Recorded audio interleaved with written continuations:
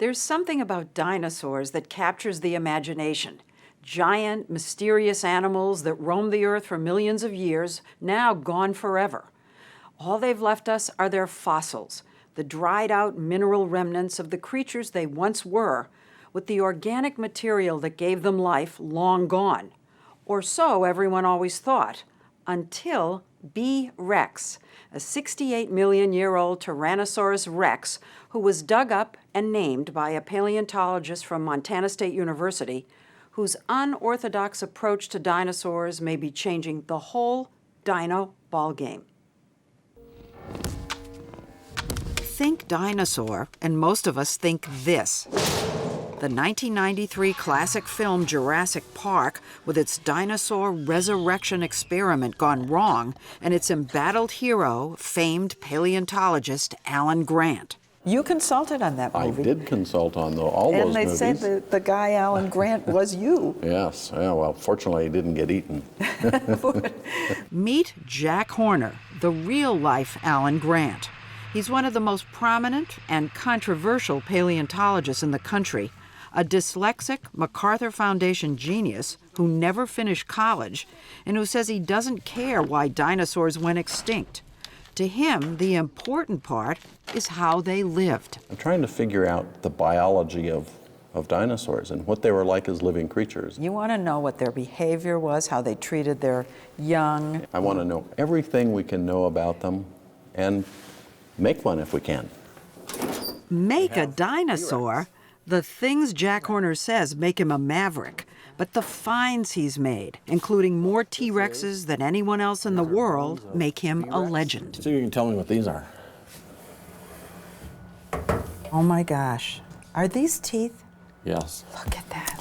And not just any teeth, the teeth of the oldest T-Rex ever found. This little pocket right here in the teeth is where the next tooth sits. Dinosaurs replaced their teeth throughout their life, and T-Rex replaced all of their teeth every year. Here you can see the jaw. But Horner is most famous for discovering a kinder, gentler side of dinosaurs. You like that? Yeah. Here in the Badlands of Montana, he and his team uncovered the first dinosaur nesting ground in the world. A vast landscape of eggs, nests, and babies that helped change our image of dinosaurs. Thanks to Horner's influence, Jurassic Park showed that most dinosaurs were social animals who lived in colonies, and he's found evidence they actually cared for their young. This is the tibia, the shin bone. Right. And this is a little less than a month old. And here is the same bone. Of an adult? Of a 1-year-old. A 1-year-old. Horner figured out that such rapidly growing baby dinosaurs couldn't walk at first, meaning that their parents were bringing food back to them in the nest, like birds. His discoveries lent support to a then controversial but now widely accepted theory that dinosaurs actually gave rise to modern birds. If a little kid today studies all this in school, and they look up in the sky and see a bird and turn to mom and say, you know, that's a dinosaur. They're right. They're right. They're right. Jack Horner told us that birds are dinosaurs. Do you agree with that? Absolutely. Sean Carroll is a professor of molecular biology and genetics at the University of Wisconsin. So really, dinosaurs never went extinct. Dinosaurs never went extinct, but we all think they did. And there was an asteroid event that took out a lot of life on Earth, including T-Rex and all the most famous dinosaurs. But this other group, what we call birds, made it through. And of course, there's thousands of species of birds still around today. The dinosaur-bird connection is largely settled now, but that hasn't stopped Horner from using unusual means to make unusual discoveries. And he's found the perfect partner in his protege, Mary Schweitzer, a professor at North Carolina State University, who studies the internal makeup of ancient bone. She let us in on the paleontologist's trick for telling dinosaur bone from rock. You don't just look at it. Touch your tongue to that. She actually wanted me to lick it. It's supposed to stick like Velcro. Oh, it did. That's bone. That's how you can tell. Yeah, because the bone is filled with little capillaries. And when you put your tongue on it, the moisture from your tongue sucks up the capillaries. This is 80 million years old and it can do that? Yeah. Oh my God. Rocks don't do that. The tricky thing about Schweitzer's work is that she needs to get her hands on the insides of dinosaur bones, which means literally breaking the bones apart and sometimes dissolving pieces of them in acid. Most paleontologists won't let her near their precious finds. Jack is the only paleontologist out there who lets me dissolve his dinosaurs. Dissolve his dinosaurs. Yes. You mean ruin them? Isn't that considered a little sacrilegious to take Yes. one of these precious artifacts, fossils that have been in the ground for 68 million years and crack it in half? We found the first dinosaur embryos, the first babies inside of eggs. And that was just from breaking eggs open and looking inside. I mean, people had always thought that eggs were so precious, they didn't want to break them and look inside. And yet, they're like presents. You know, I mean, it's like having a Christmas present and never unwrapping it. Did you ever, though, have a moment where it was kind of heartbreaking? I'm No. destroying, never. No, glue is cheap. Horner's practice of breaking dinosaur bones apart and sending the insides to Mary Schweitzer has landed the two of them at the center of one of the biggest controversies paleontology has seen in years. It started back in 2000 with a series of coincidences. A member of Jack's team, Bob Harmon, wandered away from a dig site one day to eat lunch and noticed a small piece of bone sticking out of the side of a 50-foot cliff. I could tell pretty much what it was from where I was sitting, that it was a T-Rex metatarsal. How was it sticking out? You mean it was the side, here's a cliff, and it was like a little jutting out? Yep, exactly. He got a folding chair, and he stacked it on these rocks right there. And you can see that this is on the sheer side hill of a cliff. Here he was. This is not possible. No, Is he attached to anything? No, he's not. That's Bob. Jack named the T-Rex B-Rex in Bob's honor and made the decision to dig it out. But this was under 50 feet of rock. I mean, this was in a terrible place. There was no road to it, there was no access to it. And so for the next 3 summers, we sent out climbing crews, people that could rappel down cliffs with jackhammers. I mean, it was a horrendous undertaking. The site was so remote that bones had to be lifted out by helicopter. But the giant cast containing B-Rex's thigh bones was too heavy. The chopper couldn't get it off the ground. So after all that excavating, Jack gave the order to cut one of B-Rex's femurs in 2. Now that was heartbreaking. No, well, not really. I mean, get a chance to see inside. He shipped the bone fragments that fell out to Mary Schweitzer. So the first piece I pulled out, I picked it up and I looked at it, and I said, it's a girl and it's pregnant. That's the first time, as I understand it, that anyone had ever been able to identify dinosaur. gender Yeah. in any dinosaur. Yes. Mary recognized a specific type of bone called medullary bone, which female birds produce when they're about to lay eggs. No one had ever found it before in a dinosaur. It was yet another link to birds, and it meant that B. rex was definitely no Bob. So she calls you up and she says, Calls up and says, we have medullary bone. oh, now this had to be thrilling. Yes, very exciting. And that wasn't all. What happened next happened by mistake. Mary put some fragments of the bone in acid to dissolve away the outermost layer of mineral. But the acid worked too fast, and all the mineral dissolved away. Being a fossil, there should have been nothing left. But there was, and it was elastic, like living tissue. This is the piece. No. She showed us video she took under the microscope. That's really what happened? Yes. That's the dinosaur Yeah. bone? Without mineral now. That's what was left. It looked like the soft tissue she would have expected to find if it had been modern bone. This was impossible. This bone was 68 million years old. So you see this and you think, what? You I didn't want to tell anybody. that you'd be ridiculed, Yes. right? And so I said to my technician, okay, do it again. I don't believe it. And yet, in sample after sample, they were there. Things that looked suspiciously like flexible, transparent blood vessels. She finally mustered the courage to tell Jack. She said she dissolved the bone away and there were blood vessels. And, I was like shocked. How could that be? How could that be? That's right. The things Mary was finding inside dinosaur bones, Look at that. blood vessels, and even what seemed to be intact cells, pose a radical challenge to the existing rules of science, that organic material can't possibly survive even 1 million years, let alone 68 million. Mary, Jack, and their team published their B-Rex findings in a series of papers in the journal Science and were promptly attacked. Critics said their samples might have been contaminated, or that the supposed blood vessels were actually something called biofilm, a type of slime. But as Mary showed us, she's been able to replicate her findings. These are pieces of an even older dinosaur, a well-preserved 80-million-year-old duckbill.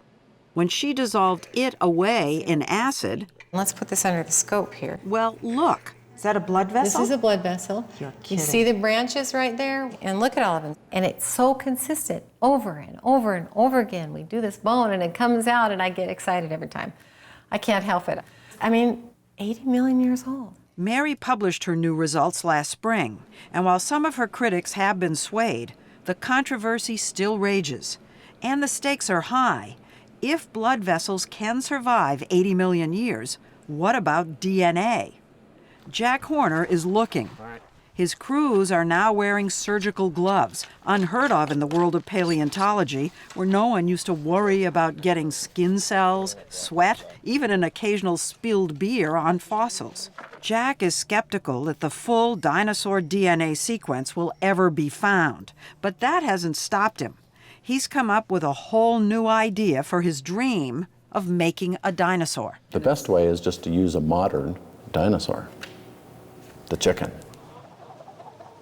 Because evolution works, birds are actually carrying ancestral DNA. Horner has written a new book proposing a plan to mine that ancestral DNA as a way to reverse engineer a chicken into what he calls a dino chicken. It may seem improbable that this is carrying DNA from something like this. But when you think about it, birds, like the dinosaurs they evolved from, still walk on hind legs. Most have 3 toes pointing forward with 1 in the back, and they even all have wishbones. As for dinosaur features you don't see in modern chickens, like long tails, Horner's contention is they can be brought back, since you can still see them in embryos as little chicks grow. As the chicken embryo develops, it does develop a fairly long tail before a gene kicks on and destroys it. So if we can stop that gene, we theoretically can get a chicken to hatch out with a relatively long tail. So you're not saying actually change the gene. Just switching a gene on or switching a gene off. He says picture a chicken with a long tail, teeth, and little claw-like hands instead of wings. So maybe there will be a dino chicken. I'm sure there'll be a dino chicken. You're sure there'll be a dino chicken? I think we'll be able to make a dino chicken within the next 5 years. Boy, I see a new movie coming out of this. This time I could get eaten.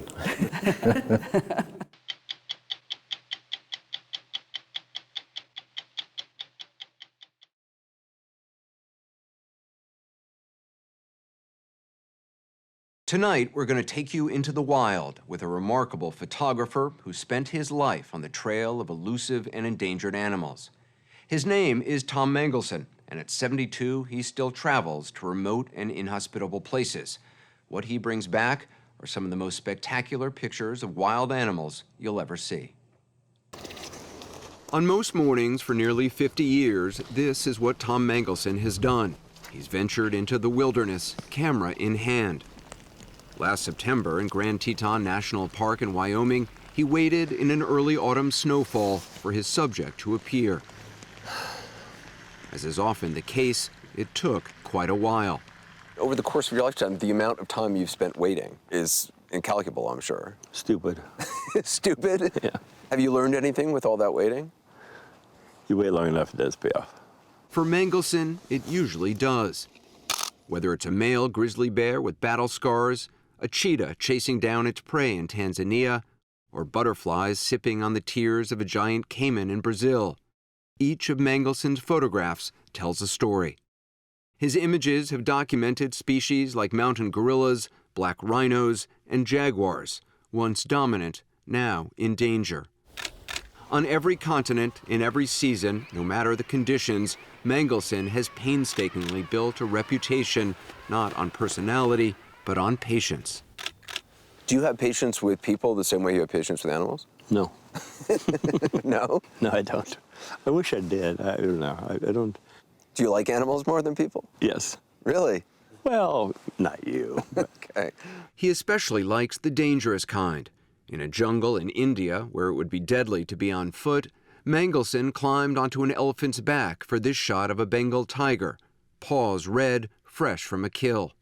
In the Arctic, where temperatures can be 30 degrees below zero, he spent years documenting the behavior of polar bears. He nicknamed this group the Bad Boys of the Arctic. He's captured adult male bears play fighting, a mama bear slyly keeping watch as her cubs roughhouse nearby, and a group of bears trying to survive as their world melts away. People often mistake Mangelsen's photographs for paintings, and since the 1970s, he's sold them out of galleries, like this one in Jackson, Wyoming. His photo Catch of the Day is often called the most famous wildlife photograph in the world. It's such an extraordinary image. In this day and age, people would think that this is Photoshop, that you got a photo of a fish somewhere. And I mean, it's so perfect. It was taken in 1988 before Photoshop even existed. People think it's faked. But you don't believe in that, I mean, as a photographer. No, I mean, this is the magic. This is the moment. This is the decisive moment. And this little tiny space right here, I think is so important. Just a quarter of an inch. It's in its mouth, but it hasn't actually made contact yet with its mouth. 1 nanosecond later. Mangelsen shuns the use of digital manipulation. What he sees through his lens is what you get. And at a time when many photographers build their portfolios by going to game farms like this one to photograph captive animals, Mangelsen insists on only documenting them in their natural habitat. Okay, Anderson. Let's see what we can find. As we saw when we joined him before dawn outside Jackson Hole. You always get up this early? There's only one way to do it, is like do it every day, or be really lucky. He's taking us to a bend he knows on the Snake River. Deer the elk. It's a sharp whistle. That's it. Yeah, that's the sound of the wild deer. He's been here hundreds of times, trying to get the perfect shot of elk crossing the water. So now it's just a waiting. Yep, now Waiting. Yeah.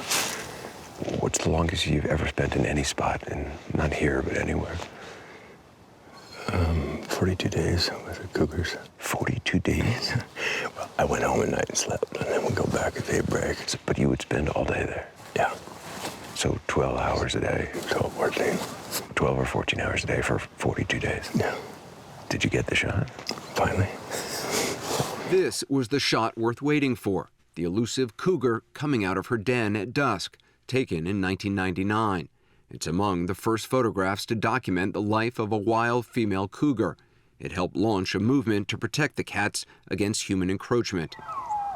Back at the river, after a 3-hour wait, Yeah, right between the trees there.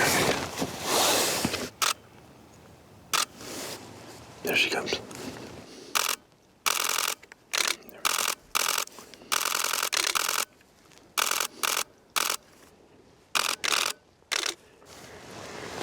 Well, that's cool. Pretty cool. That's good.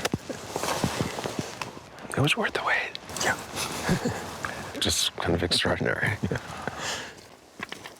we headed back to his office in Jackson to take a look at an amateur's attempt. I think it's beautiful. I think it's gorgeous. Me too, actually. There's nothing wrong with that one at all. It's great. Is she out of focus? Maybe slightly. Yeah. Let's see. Yeah. Yeah. Not quite sure. I'm sorry. Mangelsen's shot was, of course, in perfect focus. And look at what else he's captured at that same river in fall, summer, and winter. Mangelsen credits his father with his love of the wild. He grew up on the bank of the Platte River in Nebraska, where he was schooled in hunting and fishing. As a teenager in the 1960s, Mangelsen earned the title World Champion Goose Caller.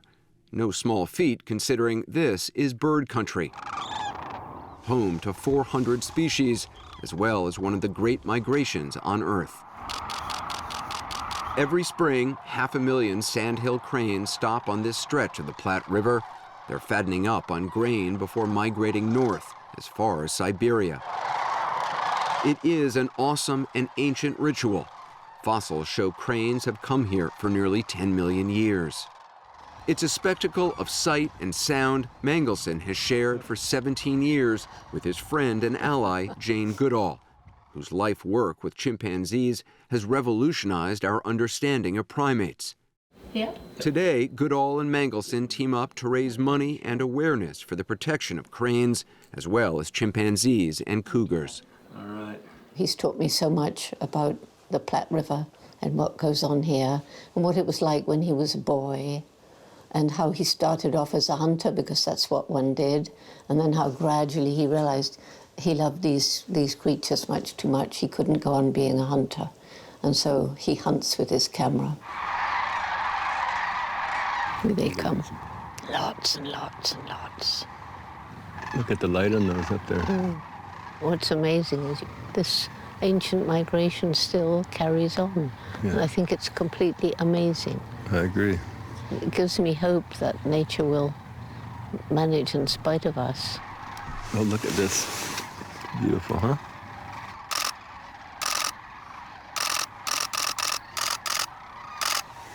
Next year, do you think you could invest in a silent camera? One of the qualities that I love about Tom is his passion. And it's when you have that kind of passion and that kind of commitment that you're more likely to get other people involved, because we can never win an argument by appealing to people's heads. It's got to be in the heart. And I use the power of storytelling and writing, and Tom uses the power of images. If all artists have a muse, Tom Mangelsen's is this 22-year-old female grizzly bear. She doesn't have a proper name, but is known by the research number 399, a creature from America's wild past when 50,000 grizzlies roamed the lower 48. Less than 2,000 grizzlies remain today. For more than a decade, Mangelsen has chronicled every facet of 399's life, emerging from a long winter's nap, swatting magpies away from a meal. He's watched and worried as she's given birth to 3 sets of triplets and a set of twins. She's nursed, protected, and taught more than a dozen bear cubs. Mangelsen's photographs, including this one he dubbed an icon of motherhood, have made 399 the most famous grizzly in the world. What do you think it is about grizzly bears that so captures people's imagination? I think it's the wildness and the rarity and you see intelligent they are. It's like 399 will go to the road and she'll look both ways. She'll tell the kids to stay on one side of the road. She'll go across and then she'll talk to them. Okay, you can come across now. And that's smart. There's also something about grizzly bears that there's a grace to it, but ferocity is always lurking there. But I like that idea that we're not the top of the food chain. In Mangelsen's portraits, ferocious grizzlies have personalities too, but sometimes it's easy to miss the details. Notice a leftover piece of grass tucked in the corner of this grizzly's mouth like a toothpick. But it's Mangelsen's wide shots that may matter the most. They help people understand animals like 399 can't survive without their habitat. Mangelsen took us out to show us why he believes seeing your first grizzly can change your life. It's right there. It's right there. Oh, okay, so it's really close. It was an adult female grizzly resting just off the road. That's crazy. She's a gorgeous bear. Now you see how she just scratched the back of your ear just like your dog might? Yeah. Isn't that great? Now she's scratching her belly. It's so incredible to see. It's amazing. A third of 399's offspring have been killed in interactions with humans, hit by cars, or shot by elk hunters out of fear. Last year, the federal government removed grizzly bears around Yellowstone from the endangered species list.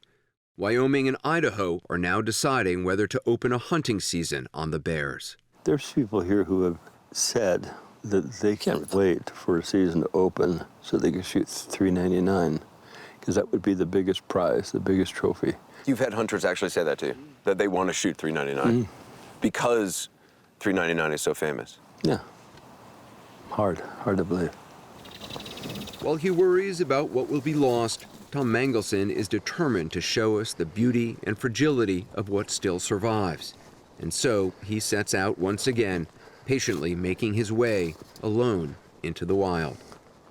It's my gift in a way that I can give people, hopefully, to preserve what we have left, preserve wilderness, preserve species like grizzly bears, and make them think about it. You know, make them think that this is what we need to say for our children.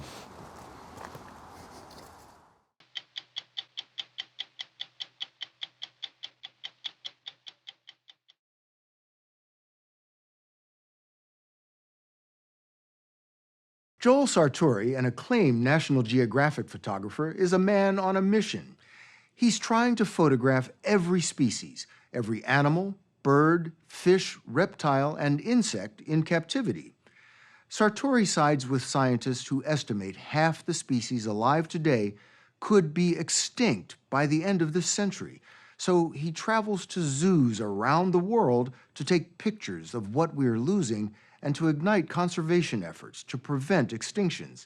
He calls his project the Photo Ark. On this ark, the animals go in one by one. He's beautiful, isn't he? To catch Joel Sartore in action, we flew halfway around the world to the Philippines, home to hundreds of unique species. Flew 20 hours to get here. And you came all this way to take a picture of a Palawan stink badger. Absolutely, absolutely. Boy, is he stinky. He's smaller than a skunk, but smells worse. He's part badger, part skunk, and he fired a reeking rocket after he entered the photo cage. How could something that cute be that stinky? It smelled so terrible that the next animal to leave the red carpet and head into the photo cage, a rare Palawan binturong, took one whiff, smelled stink badger stink, and backed out. Sartore said he should have photographed the stink badger last, but the little stinker is a pungent prize. There's nobody else coming along to photograph a stink badger. I'm the only one. And that's the case for 90% of the species I photograph, maybe 95%. These are things that nobody will ever know existed if it weren't for the Photo Ark. If they could just see how beautiful this thing is, they would care. Let's get that other light. Joel cares so much, he spends half the year traveling the world. We saw him work 12-hour days in stifling, humid, 100-degree heat. Okay, let's switch to white. It was tough for us just watching him build pop-up studios, switching between backdrops of black and white. Why did you decide to use either black or white backgrounds? There are no distractions in these pictures. It's just the animal and you. And that animal's often looking you in the eye.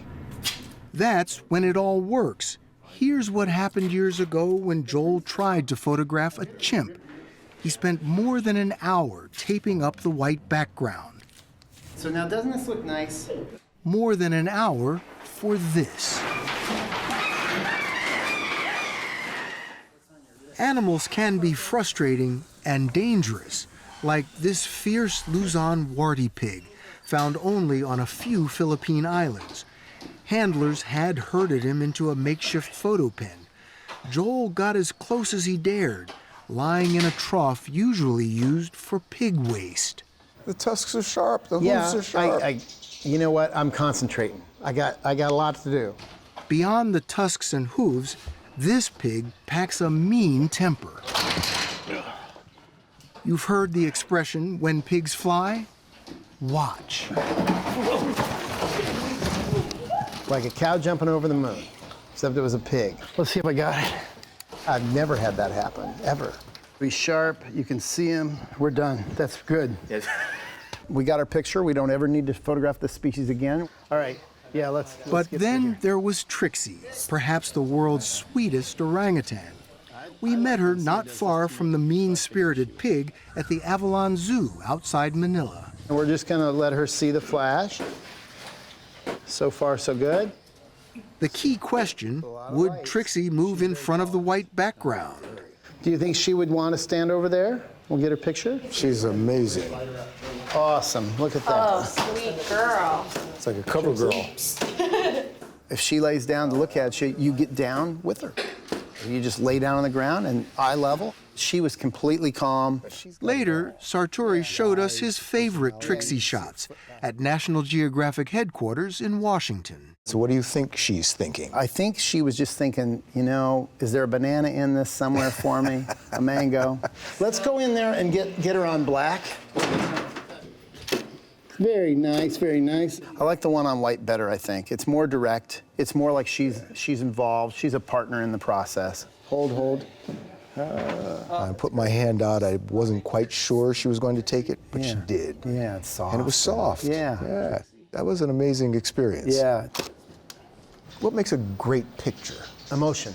That's what you look for in any great photograph. What's emotion in an animal? Moment. We're looking for the eyes. Humans we're primates and we're really, really responsive to eyes. We're all about eye contact. But you shoot them like they're models. We do, like they're going in for their high school senior portrait. Sartore shoots birds in tents so they won't fly away. This white-crowned hornbill posed like a preening pro. Completely different from Joel's first attempt to shoot this species back in the States. Ready? Yeah. So this lady, her name is Jen, not a bashful bird at all. Ow! What she didn't tell me is that bird is such a badass. He attacks her when he goes in to feed him. This is gonna be one of those things where I'm back here. So I said, can you put that bird in my tent? She went, sure I can. This is like a $6,000 camera. Doesn't he know that? Hey. Ow! God. That's my blood right there. That's why he wanted to shoot a calm hornbill in the Philippines. Very nice bird. Up. But here, the red rat snake kept attacking. God, they're real lungy, aren't they? Yeah. Fortunately, he's not venomous. Yeah. Since he bit our cameraman, Mark Laganga.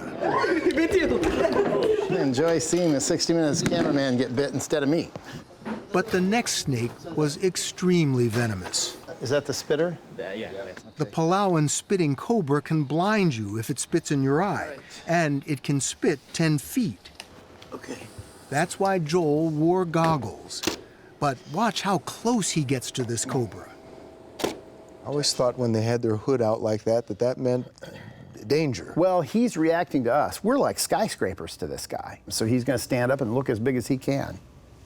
They have a space prepped already. In zoos, Sartore can shoot more than 20 species in one day.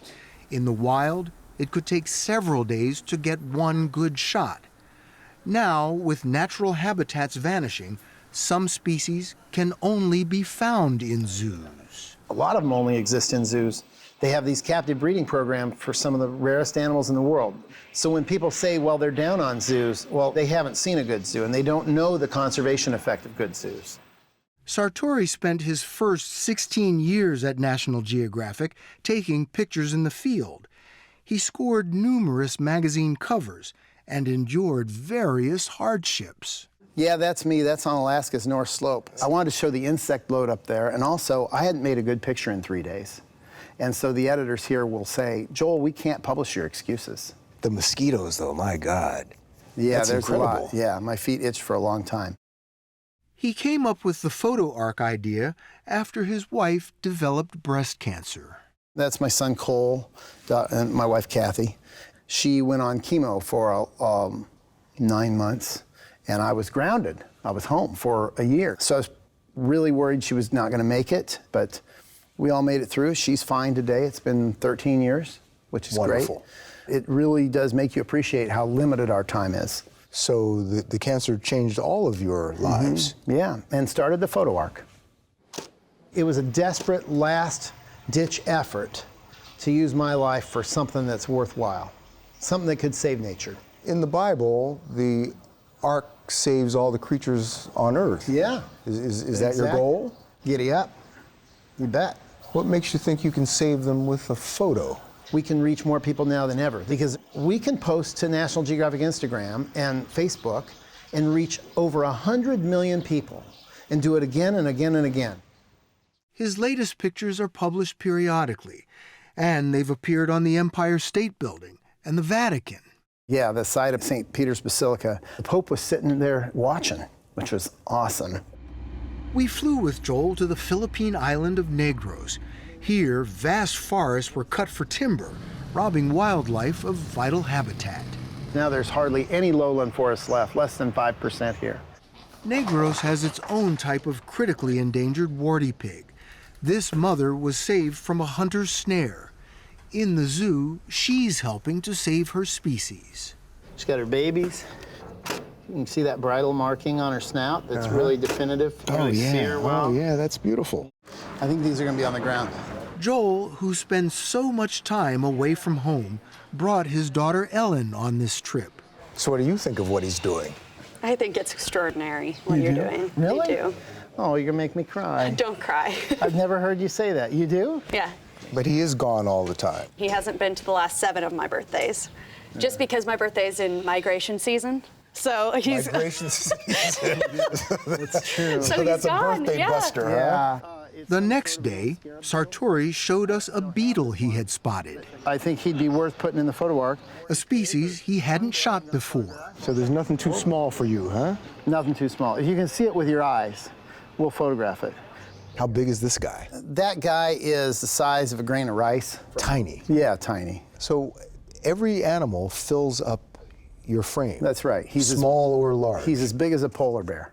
Why do you do what I that? like. Because it gives them all equal say, equal voice. The big charismatic mammals get all the ink. They get all the press. The gorillas and the rhinos and the tigers. Nobody's thinking about these little guys. I am. Sartore shot another little guy, believed to be the very last member of a now extinct species. That's the last Rab's fringed limb frog. What's that like, knowing that this animal will not exist anymore shortly after you take the picture? Well, does it make me sad? Sure. But does it inspire me to go out and keep working like I do? Absolutely. We put this together in my office. This just shows you what rodents can look like and what parrots look like. Biodiversity in a glance. Just primates. Wow. And we've done a lot more since then. We can go out farther and farther and farther. Hundreds of species, thousands of species, just amphibians. There's so much diversity, but Wow, you'd never look at know that. it. You'd never know it. So you've been doing this how long now? 12 years. How many species have you photographed? 8,255, but who's counting? You're about halfway through. Yeah. And you're how old now? 55, almost 56. Tick, tick, tick, tick, tick. Just as loud as that 60 minutes stopwatch, baby. Time's running out. It is. But you know, at least my life will be spent doing something that's hopefully mattered to the world.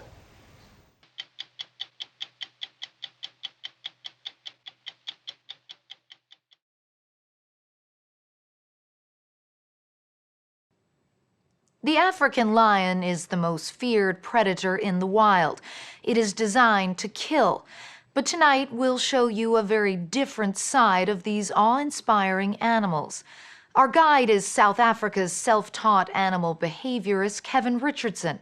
Getting up close and personal with lions is his life's work. It has earned him the nickname the Lion Whisperer. We visited his sanctuary a few hours outside of Johannesburg, where Richardson spends most of his days with his 28 adopted lions. But the story of how he ended up with an extended family of huge cats reveals some disturbing truths about a South African tourism industry with a sinister side.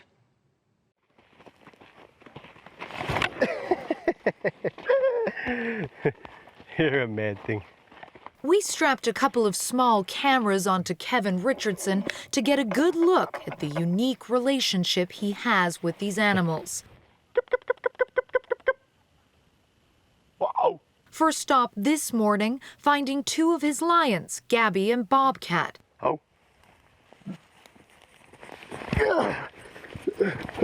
When they hear his call, they rush out to greet him like a long-lost friend. Hello, my girlie. Oh. Oh. This emotional bond is incredibly rare. How was last night? Did you enjoy? Did you have a good time? Yeah? His ability to interact with them so freely is a result of the fact that he has known them since they were cubs, when Richardson worked at a lion park for tourists. All of these animals were born in captivity and can never be released into the wild. But they are far from tame and wouldn't accept any other human being getting this close to them. Have you had a long day today? Hey? It's been horrible. It's been a terrible day. You had to spend the entire day out in the bush. Oh, what a nightmare. Oh, you're very heavy, my boy. Can you get off me? Oh, thank you. That's kind of you. Richardson himself acknowledges that the boundaries are different with each animal. A lesson he learned the hard way when he was bitten by a lion he didn't know well. We kept our cameras at a safe distance and at times shot from a drone hovering overhead. You don't get nervous at all when she's licking your face like that? No, you gotta have trust that she's not gonna do anything, except pretend to bite you like that. So right now she's just playing? She's just playing, yeah. It all depends on how you roll with them. If you kind of stiffen up and pretend that you're all nervous, then they stiffen up and they want to grab you and they want to claw you and they want to bite you, even if you know them. Right. So, does she know that she's stronger than you? I don't know if she consciously thinks that she's stronger than me. I think she just respects the fact that, you know, I'm part of her group, and she wants me on my back now. Oh. Oh my gosh, you're a nightmare, you lions. This is not a circus act. Unlike the vast majority of people who work with captive lions, Kevin Richardson doesn't carry a stick or a stun gun, and he doesn't control his animals through fear. In this relationship, the lions are his equals, and they rarely take orders. You're naughty. You know you're a naughty lion. You're a naughty cat. You're a naughty cat. That means he can break every one of the established rules for interacting with these big cats. He looks them in the eye, gets down to their level, lies down on the ground with them. And people who know lions say you should never, ever turn your back on one. Okay, come on. Whoa! We got that. Yes, like. But seen from the drone, that same incident reveals Kevin's secret. The lioness goes on to do exactly the same thing to the male lion. Richardson is just one of the pride. They do seem to be attached in a way, because when you go away, they do miss you and they do lovingly greet you when you come back. They're the only social cat, as we know, a truly social cat. So that's quite important to lions.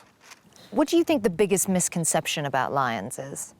Biggest misconception is mindless, man-eating killer. In fact, they are really just big, scared animals that are designed to kill, because that's how they've evolved. But the truth be known, they'd rather run away than confront. There we go, that's not so bad. You see, they do listen. We were told we would probably be okay sitting in an open truck, but when a lion weighing more than 400 pounds sidles up for a closer look, that doesn't seem like much of a guarantee. You're fine, you're fine, you're fine, you're fine, you're fine. They're just so big. Yeah, I suppose something that always struck me was the first time I saw a lion, it was a big boy like him, and I drove into this camp and he started roaring next to the window, but he looked me in the eyes. I was in quite a low-slung car, and that's a memory I'll never forget, you know, just the power of the roar, but also the sheer size. I was like, ooh, I didn't realize they were that big. How many people are there who can do what you do? Many people around the world who have amazing relationships with animals, and with lions. So yeah, I don't think it's, I'm not going to claim it as like something unique to Kevin Richardson. But would you say you have a gift? I think the gift really is to maybe explore the boundaries where most people would be bitten or scratched or, you know, be in such a vulnerable position where they think, well, why would I ever want to put myself in that situation? And you've got to do it once. You know, it's an amazing thing to suddenly be able to turn your back on a full-grown lion and not worry that he's going to come and grab you in the back of the neck. So I suppose from that perspective, there is a bit of, maybe it's ballsiness, I don't know. And the gift that goes with it, I suppose, is knowing when to leave them alone. Kevin Richardson started this sanctuary to protect his lions from a multi-million-dollar industry that he was once a part of. For years, Richardson worked at the Lion Park, one of dozens of places in South Africa where tourists, many of them Americans, pay top dollar for the privilege of petting lion cubs. The parks breed their lions constantly to ensure a supply of cubs year-round. But once the lions reach maturity, they are too dangerous to be near tourists. Places like the Lion Park claim that their older cats are sent out to live the rest of their days in good homes. Well, the question I have is, where are these good homes? Because I'd like to visit a few of those good homes myself, and maybe even some of my cats could go to these good homes. The reality is there aren't any.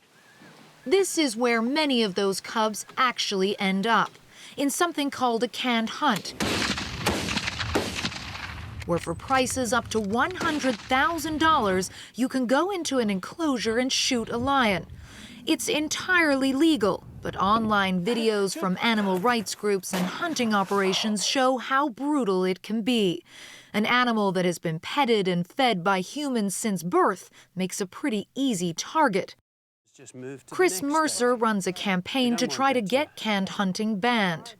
You put the lion into the enclosure and then the hunter comes and shoots it and takes it out. So essentially it's like shooting fish in a barrel. Oh, there's no skill involved at all. It's not hunting at all. Your canned lion hunter is actually a collector. He's not a hunter. A collector of trophies. He's a collector of trophies. Most of the tourists who pay to play with cubs believe that they're helping the animals. Whenever you pet a lion cub, you are directly enriching the canned lion hunting industry. And I hope that anybody watching this program takes this to heart. What percentage of cubs in these facilities do you think end up in hunting operations? Virtually all the cubs that are petted in this country are going to be shot sooner or later. How do you know that? Well, we know that there is no other market for adult lions other than the hunting industry. Lions eat meat. Meat's expensive. So every day that huntable lion remains with the breeder is money lost. They have to get rid of it, and it's the hunting operation that takes it. The cub petting business has spent years trying to hide that fact. We went to the Lion Park, where Kevin Richardson started out. His former boss, Rodney Furr, claims that parks like his aid conservation. By allowing people to interact with the lions, he said, it raises interest in the species. They like to look, play. you touch it. I can see the appeal. They're beautiful animals. We asked Furr where these lions would end up. We try and sell them to incredible zoos and parks around the world. So you would claim right now that no lions that are bred here end up in a hunting facility? Yeah, now that I'm prepared to do under oath. And, because we've been given a few names of people who you've allegedly sold lions to, all of whom are associated with hunting operations. Nazir Kagi, Cobus van Vesterzen, Cobus Jacobs, Ben Dermany. Yeah, well, let me interrupt you there. No, that's true, but like I said, we haven't done that for the last couple of years. Even within the last 18 months, though, we've been told you've sold one batch of 17 lions to Nazir Keji and another batch of 17 lions to Joanne Hulley, who resells lions to hunt operators. Is that correct or not? Well, I'm surprised it's 18 months because I thought it was longer. Now, like I said, you know, we were doing it. We were selling it to traders and, of course, zoos as well. So some of your lions have ended up. Okay, I thought it was more than 18 months. But the reality is some of your lions have ended up in hunting operations. And it's very difficult for you to guarantee that they won't continue to end up in these hunting operations. Well, they won't do it while I'm here. You know, this whole thing about canned hunting, what is canned hunting, you know? And I think it's grossly exaggerated. What about all the jobs that we're providing and the hunting farms? There's thousands of jobs. This has got to be weighed up against the odd lion that may be sold when he's 8 years old. In the wild, he wouldn't probably even live to 8. For Kevin Richardson, the idea that the lions he had worked with since birth might end up in a canned hunt was too much. So he teamed up with a partner to buy all 26 of them and move them to his sanctuary. So you couldn't leave without taking your lions with you? Exactly. And the logistics of getting 26 lions? It's been a struggle, put it that way, yeah. Wildlife documentary work and a paid volunteer program are covering the bills for now. But lions can live for more than 20 years. So these lions are almost like your adopted family now. 100%. You're stuck with them. I am. And some are good and some are bad, you know. You got to take the good with the bad. Like family. Exactly. You can't pick and choose. I formed relationships with a bunch of lions unknowingly at the time what the consequences potentially later on down the line would be. Not really knowing what I was actually getting involved with. But I'll be the first to admit that it's an emotional connection that I have. And I can't just turn my back on them now.